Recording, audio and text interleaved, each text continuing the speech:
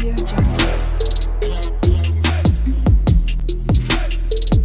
Everyone, welcome to my channel medico prime education.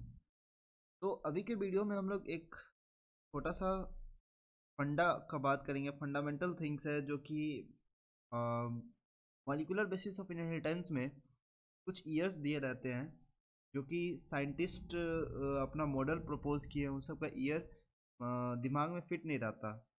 तो उसका एक तरीका मैंने निकाला है कि उसको कैसे रिलेट करके याद कर सके। ठीक है, तो मैं एक पूरा चार्ट के थ्रू, छोटा सा चार्ट है, ठीक है, उसके थ्रू मैं पूरा बताऊंगा और ऐसे इसे याद रखोगे तो याद रहेगा। ठीक है, चलो।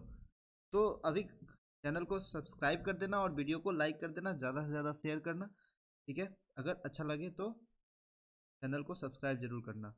ठीक है, और आज के बाद कोई भी ईयर तुम लोग भूलोगे नहीं, ये वादा है। ठीक है, चलो। तो अब ये स्टार्ट करते हैं। सबसे पहले बताओ न्यूक्लिक एसिड। सबसे पहले मॉलिक्यूलर बेसिस ऑफ इनहेरिटेंस का बात करें तो सबसे पहले यहाँ पे बात आता है न्यूक्लिक एसिड के बारे में। न्यूक्लिक एसिड, न्यूक्लिक एसिड किसने दिया था? सबसे पहले न्यूक्लिक एसिड किसने दिया था? By F Miescher. कौन दिया था? F Miescher. और कब दिया था? 1869 में। ठीक है, तो भाई अब हमारा कहानी जो स्टार्ट होगा 1869 से स्टार्ट होगा। ठीक है, हम लोग दो तरह से मूव करेंगे। ठीक है, ऐसे। चलो, अब सबसे पहले बताओ जब न्यूक्लिक एसिड आ गया तो न्यूक्लिक एसिड के बारे में पता चला। ठीक है, उसके बाद बहुत सारे साइंटिस्ट अपना मॉडल देने लगे, एक्सपेरिमेंट करने लगे उस पर, और उसका न्यूक्लिक एसिड में डीएनए और आरएनए होता है, तो उसके बारे में उन्होंने फिर मॉडल दिए कि डीएनए का स्ट्रक्चर क्या होता है। ठीक है, तो डीएनए के स्ट्रक्चर के अकॉर्डिंग पहला जो साइंटिस्ट आया उसका नाम क्या था? अरविंद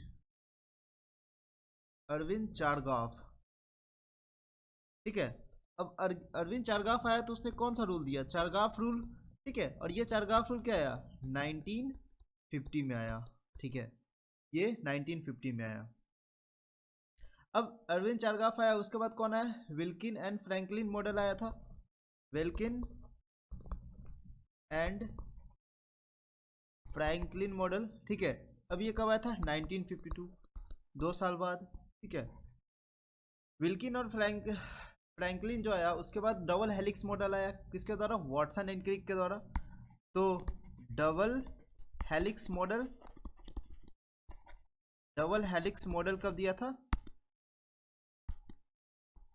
डबल हेलिक्स मॉडल किसने दिया था? Watson and Crick. ठीक है, तो Watson and Crick double helix model दिया था। कब दिया था? 1953 में। तो देख रहे हो सीक्वेंस, इस सीक्वेंस में याद रखना है अपन को। ठीक है, जैसे 1950 में आया, उसके बाद 1952, उसके बाद 1953। तो ऐसे हमें याद रखना ताकि साइंटिस्ट का नाम भी याद हो रहा है और हमें मॉडल भी याद हो रहा है। ठीक है, और उसके बाद क्या हुआ? नोबेल प्राइज किसको दिया गया था? नोबेल प्राइज किसको दिया गया था? For the structure of DNA given to the Watson and Crick, Watson Crick and Wilkin. ठीक है, फ्रैंकलिन को नहीं दिया गया था क्योंकि वो मर गई थी उस टाइम। तो Nobel prize for structure of DNA was given to, किसको किसको दिया गया था? ये भी इंपॉर्टेंट है।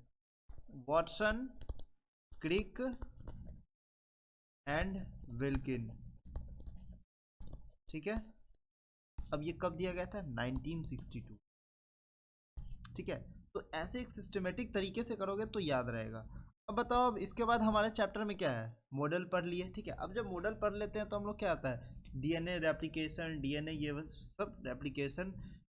ठीक है, आरएनए, उसके बाद ट्रांसक्रिप्शन, ट्रांसलेशन और फिर genetic code.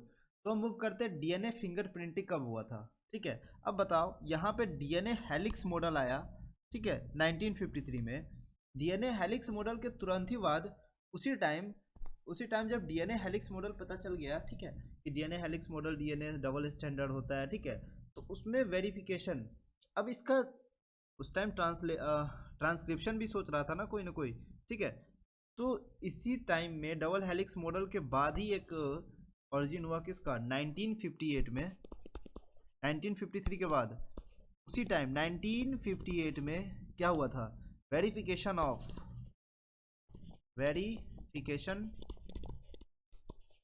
Of semi conservative model, semi conservative replication of DNA by Meselson, तुम्हें पता होगा, अगर ये चैप्टर पता होगा तो सब पता होगा, स्थॉल्स, और ये also given by Taylor, same time में, तो कंफ्यूज नहीं होना है, ठीक है। चलो,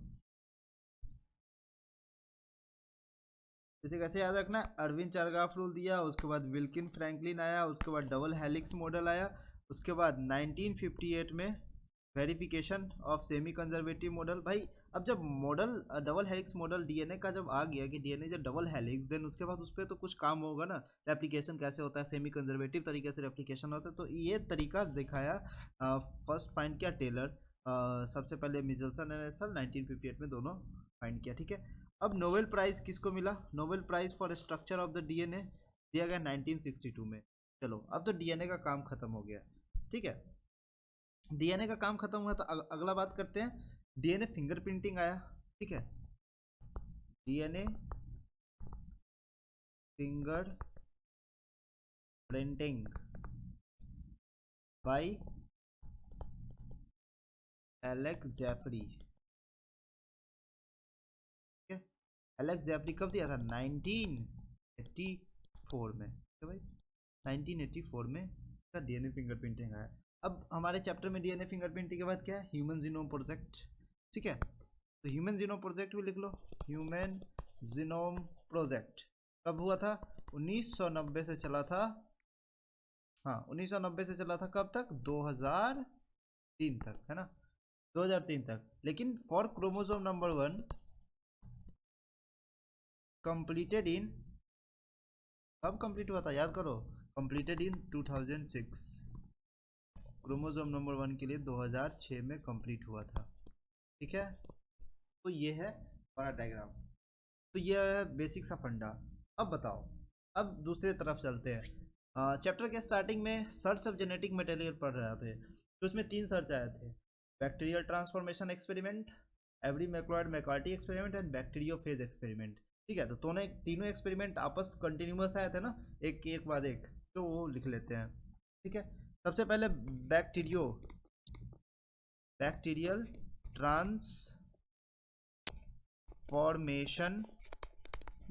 ट्रांसफॉर्मेशन एक्सपेरिमेंट कब आया था, 1928 में, ठीक है, ये 1928 में आया था, ठीक है। उसके बाद बताओ ये किसने दिया था, बाय ग्रिफिथ, ठीक है। अब आओ, अब next, Avery MacLeod and McCarty, कौन सा experiment, biochemical characterization of transforming principle, Avery MacLeod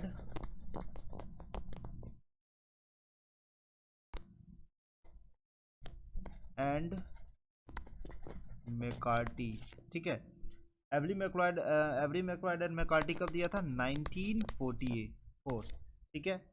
इसका एक्सपेरिमेंट का क्या नाम था,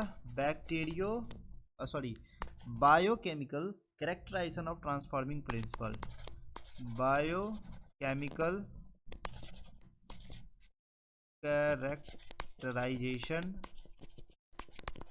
कैरेक्टराइजेशन ऑफ ट्रांसफॉर्मिंग प्रिंसिपल, ठीक है, तो इसका ये एक्सपेरिमेंट का नाम था। अब नेक्स्ट कौन सा एक्सपेरिमेंट है, बैक्टीरियोफेज एक्सपेरिमेंट, उस टाइम पूरी तरफ से प्रूफ हो गया कि डीएनए का कौन सा जेनेटिक मटेरियल है, ठीक है, तो बैक्टीरियोफेज एक्सपेरिमेंट आया, ठीक है, बैक्टीरियोफेज एक्सपेरिमेंट कब आया, 1952 में। अब तुम यहाँ से रिलेट कर सकते हो, 1952 में बैक्टीरियोफेज एक्सपेरिमेंट आया, ये पता चल गया कि DNA as a genetic material, ठीक है, आरएनए और डीएनए में कंफ्यूजन था, पर RNA is sometimes genetic material. ठीक है, तो ये किसने दिया था? Hershey and Chase experiment. ये हर्सी चेस एक्सपेरिमेंट ने इसका एक्सपेरिमेंट ने किया था। ठीक है, तो ये 1952 में। देखो अब ये 1952 में, अब तुम यहाँ पे अब बताओ, ये 1952 में दिया, इसी टाइम तो विल्किन और फ्रैंकलिन भी तो 1952 में अपना डीएनए का डबल हेलिक्स मॉडल भी तो बना रहा था। ठीक है, ऐसे इसको रिलेट करके पढ़ना है। ये इसका स्क्रीनशॉट ले लो। ठीक है, मैं एक बार फिर से बता दे रहा हूँ। न्यूक्लिक एसिड एफ मिजनर के द्वारा 1869, उसके बाद 1950, 1952, 1953, 1960। तो इस ऐसे तुम्हें याद करना है। ठीक है, ऐसे तुम्हें माइंड में 3-4 बार तुम खुद से देखोगे तो तुम्हें याद हो जाएगा। ठीक है, और ये अलग दो तरीके से इसे, अब तुम्हें सारा डेट इसमें जितना भी ईयर है सब याद कर सकते हो। इसमें एक क्वेश्चन ईयर से आता ही आता है। ठीक है, तो ये बात ध्यान में रखना, भूल के मत जाना। ठीक है, चलो, तो देखो ये मैंने अपने तरीके से इसको लिखा है। ठीक है, सारे पूरे चैप्टर को कंक्लूड करके मैं ये ईयर लिखा हूँ। तो ये ईयर बिल्कुल सही है। और इसका देखो ये चैप्टर जो है बहुत लंबा है, ताकि ईयर में कन्फ्यूज़न हो ही जाता है। ठीक है, कब कब क्या हुआ था, तो इसलिए नाउ ये हमारा टॉपिक होता है समाप्त।